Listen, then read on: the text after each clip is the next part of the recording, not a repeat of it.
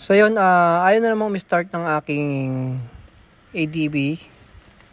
So, malakas naman ang power niya, pero ito ang lumalabas sa monitor. Yan.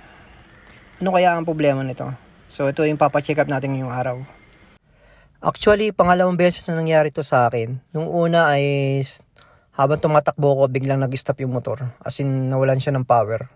At ngayon, umulit na naman. So, kailangan na nating magpatawag ng ng specialist dito para ma-check mabuti kung saan ang problema niya. O baka mamaya may naglulos lang ng mga wire or fuse sa loob ng motor natin.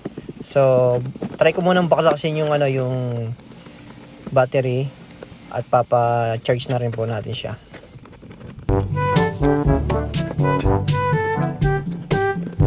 Yan, so ang baterya ko sigurado is dead bat na to. So for replacement na to. Yan. A few moments later. Chine-check na ni Sam yung yung problema ng ADB natin. So actually nakita na niya kung saan yung problema.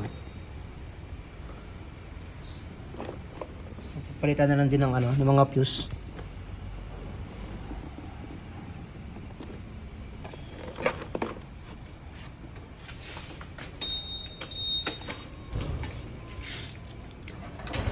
So yun, okay na. Start na po yung yung ADB. Buti hindi pinahirapan yung specialist natin. So ang nangyari, ilang nga Dito na fuse. piso.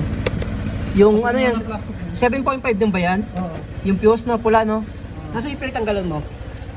Sa ignition, injection na ito yung sa fuel pump na... Hindi, yung naputol na saan?